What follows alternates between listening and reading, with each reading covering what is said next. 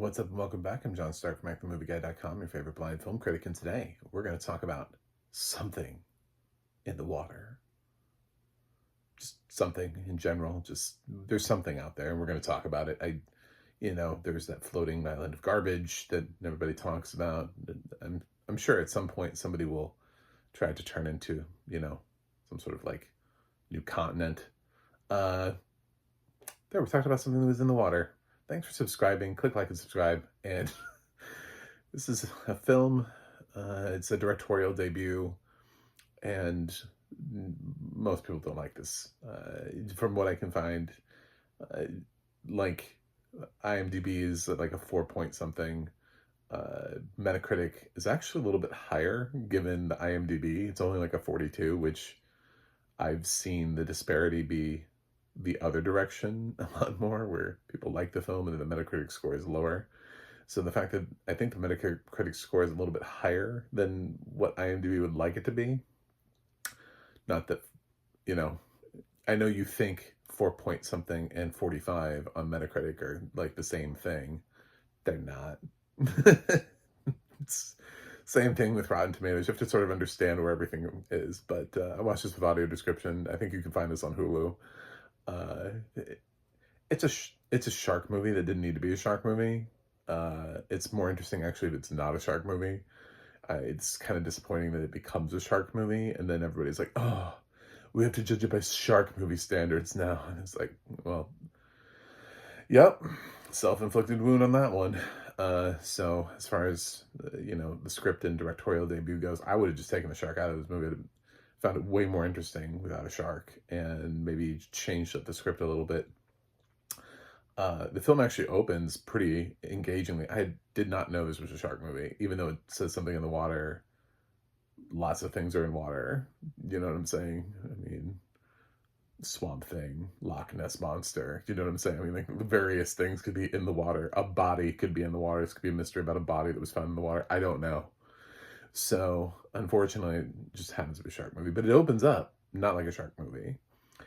There are these two girls that are walking home. Uh, they're actually, it's kind of hard to pick up the fact that they're dating from their conversation in the brief amount of time that we see them, but they are. And this tragic event happens where like one of them gets like savagely beaten by a group of teens, and then we cut. Sounds like a spoiler, but that's literally like the opening scene of the movie. So I, it's not even what the movie's about.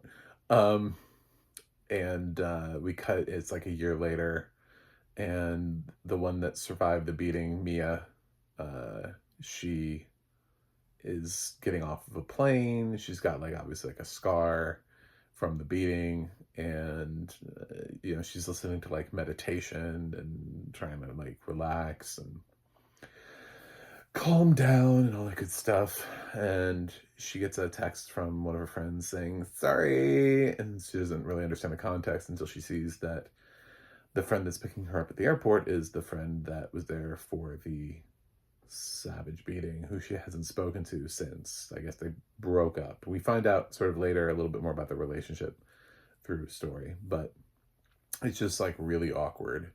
And then the car ride out to this wedding that she's attending with some other friends is really awkward. And then it just kind of becomes like, it looks like it's going to become Bridesmaids. Like they're like, oh my God, we're going to have the best time ever. Like people jumping on like big fluffy beds, and they're like, yes, yes. Oh, and unfortunately they get on a boat, and then they go out. I don't even know where they are. Honestly, I didn't even, some country somewhere. They go out on a boat and they find like an island-ish thing that's away from the coast. And the three friends who are not the main leads, who we've just met, who there's Cam, who's the one that's getting married, who is obnoxious, but they are already sort of warn you that she's a bridezilla.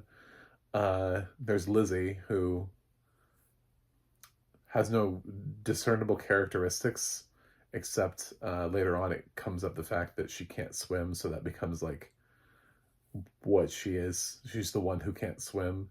And then there's Ruth, who I honestly don't understand. I the three of them are so poorly written.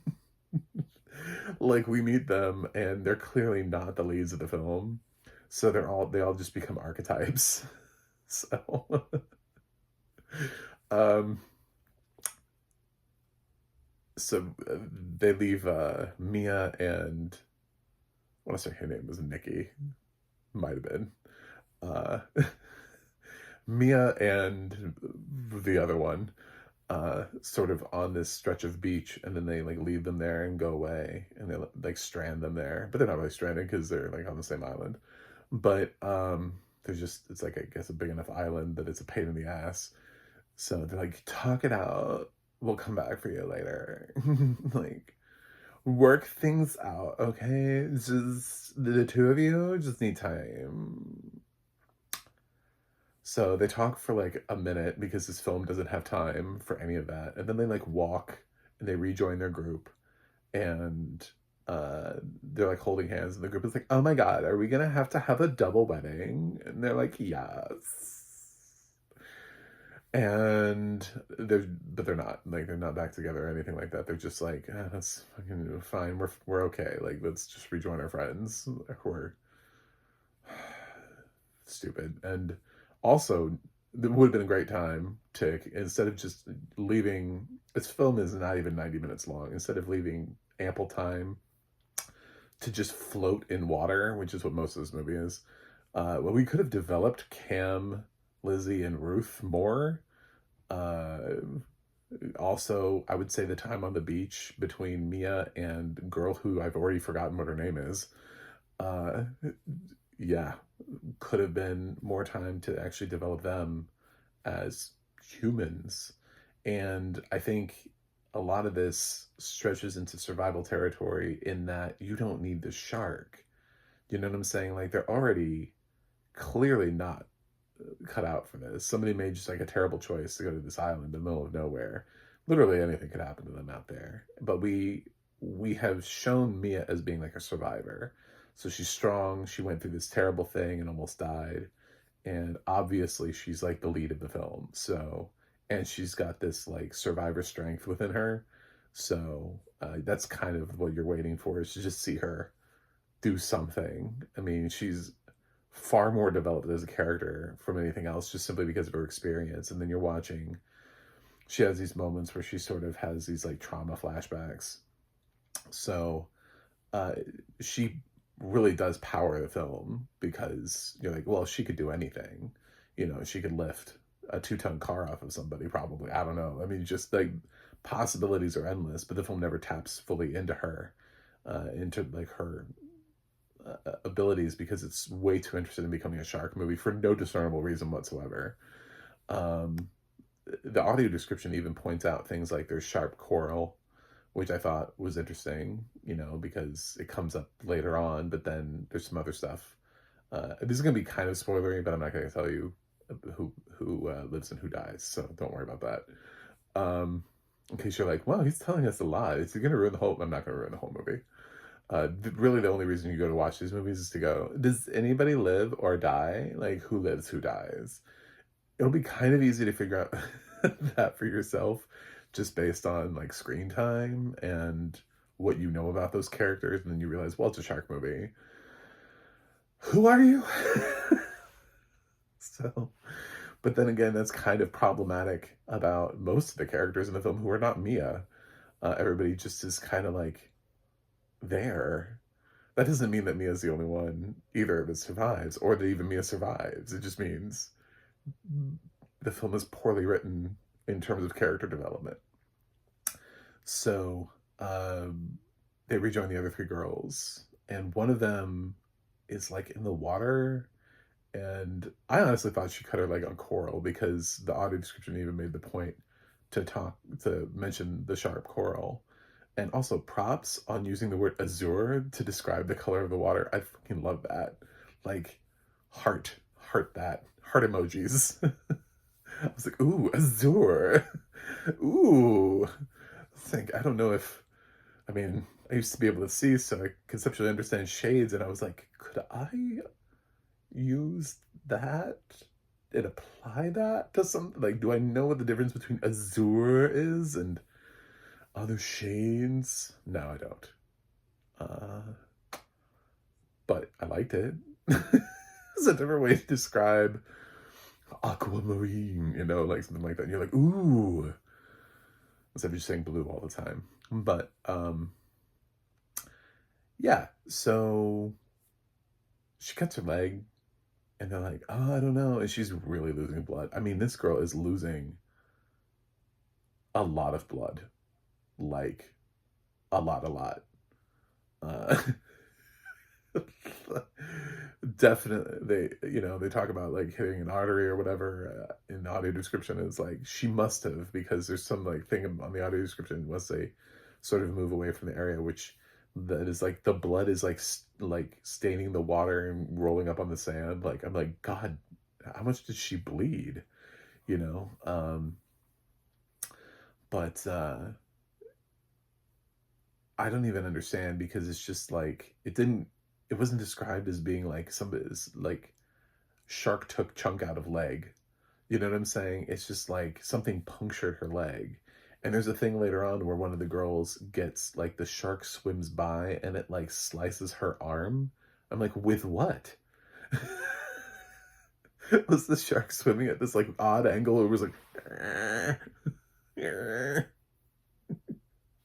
like the shark is like basically like razor sharp or something, and it's like injuring these people without actually biting into them. It's like, I got you with my laser eyes. I don't understand. I think this movie was written by people who have like never come in contact with sharks, did not have a shark expert, and their only like shark uh encounters have been in movies, like, or Deep Blue Sea or something like that. And they're like, well, this is normal shark behavior, because nothing ever feels like normal shark behavior. The shark is the worst thing about this movie. Um, these girls could have found like literally anything else and would have served the film a lot better, because we would have been able to, like, if their boat had just not started, the movie would have been so much like better. Like, just the five of them stranded on this island and their phones don't work, and then you actually have to develop the characters in that situation, but they don't have like an immediate desire for death. Maybe one of them is like, well, I can swim back to land, God knows how long that is. Like, can you swim 8 miles? I don't know, I haven't tried, but I guess one of us has to. Like, I don't know how far away they are from land, but eventually that would have happened with one of them anyway. So, but in the meantime, it can turn to sort of this like Lord of the Flies thing where they're all arguing and it's backstabbing on the beach. And I feel like that would be way more interesting than what happens, where they just kind of float in the water and you just keep waiting for the shark to show up. And like, okay, well, they're clearly not going anywhere. So I didn't like Open Water either as a movie, because I was like, what is this? But Open Water was presenting itself as like found footage. So it was a little bit, I had a little bit more of a problem with it, because I was like, okay, so you have two people floating in the water for 90 minutes. Not even 90 minutes, because they have to show you a whole bunch at the beginning, because they realize that two people floating for 90 minutes is fucking boring. So,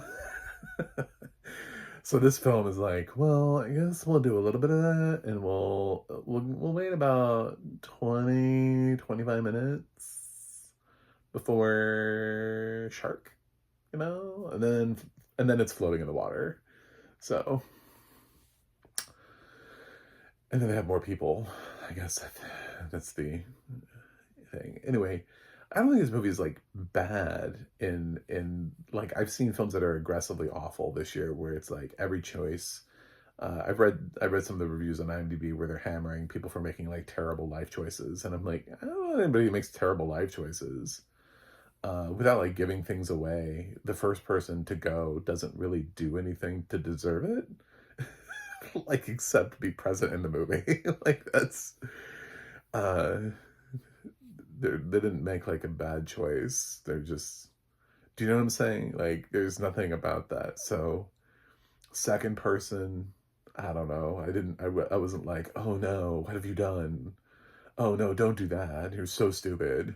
You know, third person, I wasn't like, oh my God, you're such an idiot. Like none of their choices feel like they're completely, they just feel like five girls that are in and out of their head, you know, uh, just sitting there in the water, just like waiting. it's, it's just, this film could be better. As the directorial debut, I don't know when this director goes around and tries to, I forgot her name, but I don't think anybody's going to remember it. But when she tries to take this film around to try to use this as a buoy to get into future film projects, I just don't see people are going to look at this and be like, wow, we see your talent. And for the screenwriter, they're going to be like, do you write characters? Do you? I don't mind the actresses. I actually think they're all fine. They're just not given anything. So the people who are slamming them online are just, what they realize is that the characters just are not developed. So if all, you know what I'm saying? Like if all Cam is told to be is a bridezilla, an obnoxious bride, then that's all she can play. If she's not given any depth to her character or backstory or anything like that, I don't even know anything about who she's marrying. You know what I'm saying? Like the film keeps so little out of, it's so focused on just, you know, getting to the sharks that it forgets to develop the people who are going to the sharks, which is the whole reason any movie is ever interesting, is because you root for the characters. You know, when you think about like the great debates in horror movies about whether or not a character should survive, and how fans have gotten like really upset when a character dies, that's because it's great writing. What if you have you've ever been mad in a horror movie that a character died? It's because of the writing. Like if you don't care and you're like, I don't know, they could all die. Like, okay.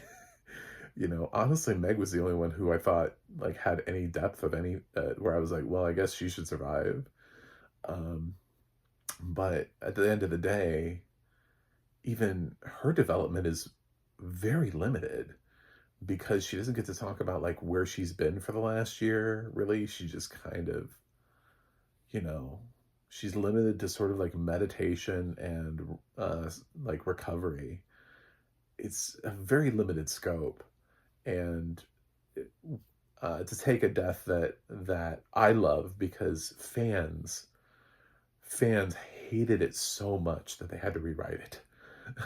It actually changed the movie. Thank you, fans. But probably the best example of great writing actually ended up affecting how fans felt about something and changing it is Kirby in Scream 4. Her death played so poorly to test audiences that they actually had to write in and add in that line where you can hear somebody shout. There's this line towards the end of the screen. They're like, "We found one," you know, like it's just like somebody shouting in the background that somebody else is alive, and it's Kirby who you end up seeing in later films, in later Scream appearances. So yeah, that was an example of a death that when it happened in the theater for people who saw Scream 4 without any, you know, just coming out of, they didn't know the future of Scream or anything like that. Kirby was a great character and she did everything right. Do you know what I'm saying? Like, she was well written, she was strong, she knew her horror movies. That scene where she lists like every horror remake, like ever. It's like clearly she defeated Ghostface. Ghostface is like, name the horror remake, and she lists like 30 remakes. So yeah, fans were really upset. So it caused actual change within the film. She was intended to die. That's clearly a death sequence. But then they had to like write it back in because fans were so viscerally upset. That is called great writing. And that's the kind of writing that you need to have in a film. You don't always have to change it. But when you can get the audience so invested in the future of a character that they're angry when they die, that's great. Especially if they're not the lead. Kirby is not the lead of Scream 4, but she became the fan favorite character of Scream 4 through great writing. And arguably there are other characters in that who were well written as well. So, um, great writing can pay off. It can get people attached. And then it also gives solid actresses something to work with, or actors. In this case, they missed the boat, which is hilarious because there's a boat here. But yeah, the audio description's fine. You'll just be disappointed. I feel about the same way as I do with this in The Last Breath. And I wasn't a huge fan of Open Water. They're all kind of like films that float slightly below the I wouldn't recommend them. But like I recommend or not recommend. They're at the higher end of the not recommend line, not all the way at the bottom. I think when you start getting older, you start accumulating this like list of films that give you like chills just thinking about ever having to see them again. It's just like, oh my God, please no. And I've definitely seen worse films in 2024. So it doesn't deserve the ones and twos that people are giving it. Watch more movies, I don't know, but is the 4? I maybe would have said it could be in the 5 range on IMDb, but I'm not that upset that it's in the 4 range on IMDb. That's about right for it. I wouldn't go lower than that though. So maybe something shouldn't have been in the water. I'm gonna give this a C-. Same grade I gave The Last Breath. So not great movies, but not just absolutely awful. And actually like the acting here. I would say Julian Sands was sort of the reason to watch The Last Breath, and then the other actors were just kind of like, whatever. Here, the actresses are stronger. They're just not given anything to do. I actually like the 5 actresses more here. They're just not given a script, which is unfortunate. So thanks for watching. Thanks for subscribing, and I'll see you guys on the other side of the water.